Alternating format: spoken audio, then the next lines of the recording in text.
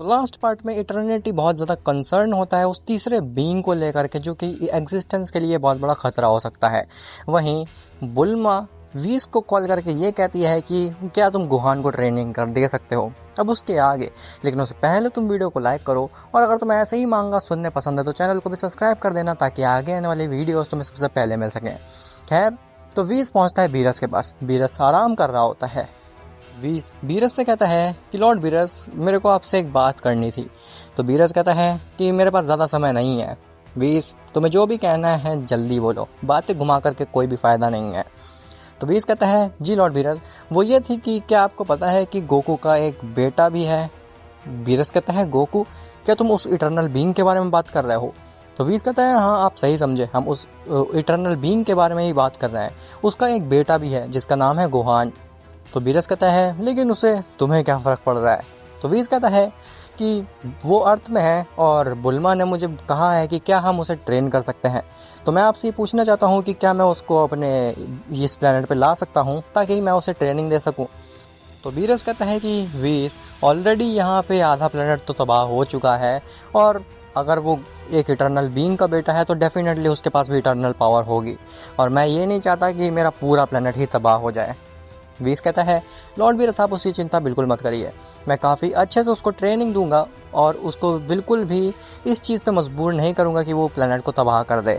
Beerus कहता है, ठीक है वीस, जैसा तुम चाहो ऐसा कर सकते हो, लेकिन याद रखना कि मेरी नींद खराब नहीं होनी चाहिए और मेरे प्लेनेट को कुछ भी इफेक्ट नहीं होना चाहिए। बीस कहता है, जी लॉर्ड बीरस। जिसके बाद बीस पहुंचता है अर्थ में, और वो गुहान को लेकर के वापस से आता है बीरस के प्लेनेट पे। वीस वजीटा और ब्रोली के पास जाता है और कहता है कि इससे पहले कि तुम पूछो ये कौन है, मैं तुम्हें बता देता हूँ कि ये गोकू का बेटा है। ये चीज़ सुन करके वजीटा और ब्रोली दोनों ही हैरान रह जाते हैं। वो कहते हैं, क्या ये गोकू का बेटा है? क्या ये उस इटर्नल बीइंग का बेटा है? तो वीस कहता है, हाँ तुम ठीक समझे, और इसके पास भी इटर्नल पावर है। ब्रोली कहता है, लेकिन आखिर आप ये बात हमें क्यों बता रहे हैं? तो वीस कहता है कि मैं ये बात तुम लोगों को इसलिए बता रहा हूँ ताकि तुम लोग कभी भी इसे उकसाओ नहीं, क्योंकि अगर इसे गुस्सा आया तो तुम जान ही सकते हो क्या हो सकता है। वजीटा कहता है, मैं बिल्कुल भी इसे नहीं उकसाऊंगा, लेकिन क्या हम इसके साथ ट्रेनिंग कर सकते हैं? आखिर हम भी तो देखें कि एक इटर्नल पावर पोजेस करने वाला बीइंग कितना ज़्यादा पावरफुल होता है। वीस कहता है, हाँ क्यों नहीं, लेकिन संभल के, क्योंकि अभी तक इसने अपने इटर्नल पावर्स का अच्छे से यूज़ करना नहीं सीखा है, तो हो सकता है कि तुम लोग बहुत बुरी तरीके से घायल हो जाओ, तो उस चीज़ का ध्यान रखना। ब्रोली कहता है, आप उसकी चिंता बिल्कुल मत करिए लॉर्ड वीस, हम ध्यान रखेंगे पूरी तरीके से।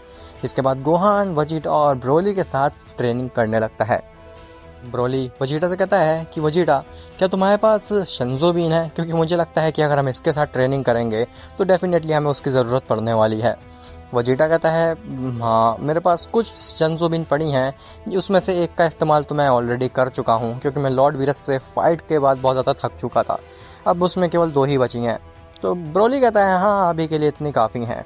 जिसके बाद वो लोग सीरियस प्रैक्टिस करने लगते हैं गुहान के साथ में। वजीटा कहता है, तो फिर तुम कहाँ से शुरुआत करना चाहते हो? गुहान कहता है, शुरुआत करना चाहते हो? आखिर क्या मतलब है? क्या आपको मुझसे फाइट नहीं करनी थी? तो वजीटा कहता है, क्या हम अपनी पूरी पावर का इस्तेमाल कर सकते हैं? तो गुहान कहता है, हाँ क्यों नहीं।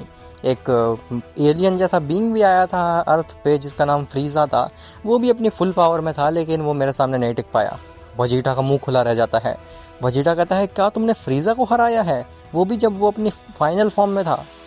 वो गुहान कहता है, हाँ क्या वो इतना ताकतवर था कि हैरानी की बात है ये? तो वजीटा कहता है, नहीं, खैर तुम मिलो मेरी अल्ट्रा ईगो फॉर्म से। इसके बाद वजीटा ट्रांसफॉर्म होता है अपनी अल्ट्रा ईगो फॉर्म में, और ब्रोली अपनी लेजेंडरी सुपर सैयन फॉर्म में ट्रांसफॉर्म होता है। जिसके बाद वो दोनों ही एक साथ हमला करते हैं गुहान के ऊपर, लेकिन गुहान दोनों को एक एक हाथ से रोक देता है। ब्रोली कहता है कि वजीटा, ये तो सच में बहुत ज़्यादा पावरफुल है, हम तो इसको 1 सेंटीमीटर भी नहीं हिला पाए। तो वजीटा कहता है, तुम्हारी बात तो ठीक है ब्रोली, लेकिन मैं इतनी आसानी से हार मानने वालों में से नहीं हूँ। जिसके बाद वजीटा दोबारा से एक पंच मारने की कोशिश करता है गुहान के ऊपर, लेकिन गुहान के रिफ्लेक्स इतने फास्ट होते हैं कि गुहान उससे बच जाता है। इवन दो गुहान के पास अल्ट्रा इंस्टिंक्ट नहीं होती, लेकिन उसकी स्पीड और एजिलिटी इतनी ज़्यादा होती है कि ब्रोली और वजीटा के अटैक्स ही लैंड नहीं कर पा रहे होते गुहान के ऊपर। गुहान कहता है बस बहुत हुआ। जिसके बाद वो दोनों को एक एक पंच मारता है और वजीटा और ब्रोली काफ़ी दूर जाकर के गिरते हैं। वजीटा ब्रोली से कहता है कि ब्रोली, मुझे लगता है कि अभी हमें इससे फाइट करने का सही समय नहीं है, पहले हमें अपने आप को और ज़्यादा पावरफुल बनाना पड़ेगा। ब्रोली कहता है तुम्हारी बात बिल्कुल ठीक है वजीटा, क्योंकि ऑब्वियसली ये एक इटर्नल बीइंग का बेटा है, हम इससे इतनी आसानी से तो नहीं जीत सकते हैं।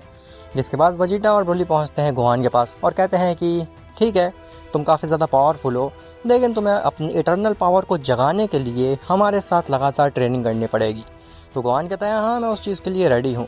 जिसके बाद वजीटा, ब्रोली और गोहान ये तीनों मिल करके एक हार्डकोर ट्रेनिंग करने लगते हैं। लेकिन गोहान इतना स्ट्रांग था कि वो उस ट्रेनिंग को काफ़ी आसानी से परफॉर्म कर लेता है। गोहान कहता है क्या ये टफ ट्रेनिंग हो रही है, ये तो बहुत ज़्यादा ईजी है। और वही ट्रेनिंग करने में वजीटा और ब्रोली के पसीने छूट जाते हैं। वजीटा कहता है कि गोहान, बेहतर यही होगा कि तुम लॉर्ड वीस के साथ ट्रेनिंग करो जा करके, क्योंकि तुम हमारी लीग में हो ही नहीं। जो चीज़ हम इतने मुश्किल से कर पा रहे हैं तुम तो उसे चुटकियों में कर दे रहे हो। गोहान कहता है ठीक है, जैसा आप कहें, मैं जाता हूँ लॉर्ड वीस के पास में। जिसके बाद गोहान पहुँचता है वीस के पास में और वीस गोहान को अच्छे से ट्रेनिंग देने लगता है। खैर, वहीं यूनिवर्स 11 में जब सभी प्राइड ट्रूपर्स ट्रेनिंग कर रहे होते हैं तभी उनके पास एक मिस्टीरियस सा बीइंग आता है जो कि कहता है कि तुम में से जिरन कौन है। तो टोपो कहता है आखिर तुम हो कौन और तुम हमारे यूनिवर्स में कैसे आ गए, तुम्हारी की तो हमारे यूनिवर्स की नहीं नज़र आ रही है। तो मिस्टीरियस सा बीइंग कहता है कि तुम पहले मेरे सवाल का जवाब दो, आखिर तुम में से जिरन कौन है। तो टोपो कहता है अगर हम तुम्हें ना बताए तो तुम क्या कर लोगे। जिसके बाद वो मिस्टीरियस बीइंग केवल अपने उंगली के इशारे से ही टोपो को बहुत ज़्यादा तड़पाने लगता है। जिरन कहता है मैं हूँ जिरन, उसको छोड़ दो तुम। जिसके बाद वो मिस्टीरियस बीइंग टोपो को छोड़ देता है। जिरन टोपो के पास जाता है और कहता है कि क्या तुम ठीक हो टोपो। टोपो कहता है हाँ मैं ठीक हूँ, लेकिन आखिर ये कौन है, ये बहुत ही ज़्यादा शक्तिशाली नज़र आ रहा है। तो मिस्टीरियस बीइंग कहता है जिरन, मुझे तुमसे बहुत ज़रूरी काम है, क्या हम अकेले में बात कर सकते हैं। जिसके बाद जिरन अपने बाकी प्राइड ट्रूपर्स को यह आदेश देता है कि तुम सब यहाँ से चले जाओ। जिसके बाद वो सभी प्राइड ट्रूपर्स वहाँ से चले जाते हैं। तो मिस्टीरियस बीइंग जिरन से कहता है कि जिरन, मैं ये जानना चाहता हूँ कि क्या इस यूनिवर्स में या फिर इस मल्टीवर्स में गोकू आया था। जिरन के पसीने आते हैं और वो कहता है कि आखिर तुम हो कौन और तुम्हें उसके बारे में कैसे पता। तो मिस्टीरियस बीइंग कहता है कि मेरे से तुम सवाल बिल्कुल भी मत करो, मैं जो पूछ रहा हूँ तुम केवल उतना बताओ। तो जिरन कहता है हाँ, वो आया था इस यूनिवर्स में और वो हमारे टूर्नामेंट ऑफ पावर को भी काफ़ी ज़्यादा एंजॉय किया था। तो वो मिस्टीरियस बीइंग कहता है क्या तुम मुझे बता सकते हो कि वो कौन सा यूनिवर्स था जहाँ पे वो रहा था। तो जिरन बताता है कि वो यूनिवर्स 7 था, लेकिन आखिर तुम करना क्या चाहते हो। तो मिस्टीरियस बीइंग वहाँ से गायब हो जाता है। जिरन हैरान रह जाता है कि आखिर ये था कौन और ये मेरे से बात करने क्यों आया था। तभी वहाँ पे सभी प्राइड ट्रूपर्स आते हैं। प्राइड ट्रूपर्स कहते हैं कि क्या हुआ जिरन, आखिर तुम कितनी सोच में क्यों हो। तो जिरन कहता है क्या तुम्हें अभी वो मिस्टीरियस बीइंग याद है जो कि यहाँ आया था। तो प्राइड ट्रूपर्स कहते हैं कौन सा मिस्टीरियस बीइंग, हमें तो कोई भी, तुमने तो हमसे कहा था कि तुम्हें 1 मिनट अकेले में चाहिए, इसीलिए हम लोग बाहर चले गए थे। तो जिरन कहता है टोपो, क्या तुम्हें भी नहीं याद कि उसने तुम्हें मारा था। टोपो कहता है आखिर तुम्हें क्या हो गया जिरन, क्या तुम्हारा दिमाग तो ठीक है, हमारे साथ कुछ भी नहीं हुआ था, तुम अचानक से अजीब बिहेव करने लगे थे। जिरन को ये चीज़ काफ़ी ज़्यादा अजीब लगती है, लेकिन वो इस चीज़ को इग्नोर करके दोबारा से अपनी ट्रेनिंग बिगिन कर देता है। खैर, वहीं गोकू और इटर्निटी के बीच में ये बात हो रही होती है कि क्या गोकू को कुछ एबनॉर्मल सा दिखा बाकी सभी मल्टीवर्स में। तो गोकू कहता है कि इटर्निटी, मुझे कुछ भी एबनॉर्मल सा या फिर मिस्टीरियस सा भी नहीं दिखा जो कि हमारे लिए खतरा हो सकता है, मुझे लग रहा है कि आपको कोई गलत फहमी हुई है। तो इटर्निटी कहता है नहीं, मुझे नहीं हो सकती, मैं इस पूरे एग्जिस्टेंस को अपने अंदर समाये हुए हूँ और मैं हर एक एनर्जी को सेंस कर सकता हूँ, लेकिन कोई भी एनर्जी इतनी पावरफुल नहीं है जो कि मेरे ऊपर कंट्रोल पा सके। लेकिन वो एक एनर्जी थी जिसने मेरे ऊपर कंट्रोल पाना स्टार्ट कर दिया था, और अगर मैं कॉन्शियस नहीं होता तो फिर वो पा भी लेता। मेरे को पता करना है कि आखिर वो एनर्जी थी क्या, वो जो भी थी हमें उसे जल्द से जल्द रोकना होगा। तो गोकू कहता है कि मुझे तो ऐसा कुछ भी सस्पिशियस सा नहीं मिल रहा है मल्टीवर्सेस में, मुझे नहीं पता आप किस बारे में बात कर रहे हो। इटर्निटी कहता है कि गोकू, मुझे पता है कि तुम मेरी बात को काफ़ी ज़्यादा लाइटली ले रहे हो, तुम्हें लग रहा है कि मैं झूठ बोल रहा हूँ, मैं तुम्हें उस मल्टीवर्स से बाहर लाने के लिए ये सब बहाने बना रहा हूँ, लेकिन ये सच बात नहीं है। मैं सच में एक एनर्जी सेंस की थी जो कि बहुत ज़्यादा पावरफुल थी, और अगर हमने अभी उस चीज़ को नहीं ढूंढ करके ख़त्म किया तो हो सकता है वो चीज़ बढ़ जाए।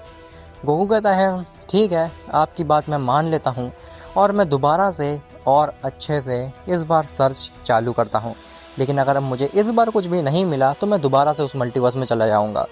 इटर्निटी कहता है ठीक है, पहले तुम सर्च तो स्टार्ट करो, और हाँ इस बार ध्यान रखना कि अगर तुम्हें किसी भी मल्टीवर्स से एक एबनॉर्मल सी एनर्जी महसूस हो तो तुम डायरेक्टली उस मल्टीवर्स को डिस्ट्रॉय कर देना, तुम्हें उस मल्टीवर्स में जाने की भी ज़रूरत नहीं है।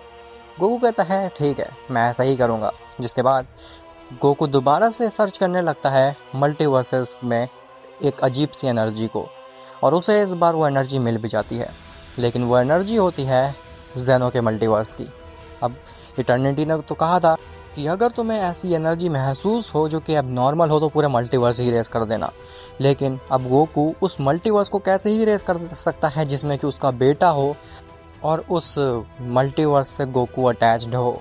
गोकू उस मल्टीवर्स को इरेज करने की बजाय ये सोचता है कि वो उस मल्टीवर्स में जा करके खुद से ही वो उस चीज़ को ख़त्म करेगा, वो भी बिना इटर्निटी को बताए हुए। इसके बाद गोकू दोबारा से इंसानी रूप धारण करता है और वो पहुंच जाता है ज़ेनो के मल्टीवर्स में। अब आखिर वो मिस्टीरियस बीइंग कौन था जो कि जिरन के पास आया था? कहीं वो वही तो नहीं जिसके बारे में इटर्निटी बात कर रहे थे? और आखिर ऐसा क्या है उस बीइंग में जो कि इटर्निटी इतना ज़्यादा कंसर्न है उसको ले करके? खैर ये सब तुम्हें पता चलेगा नेक्स्ट पार्ट में।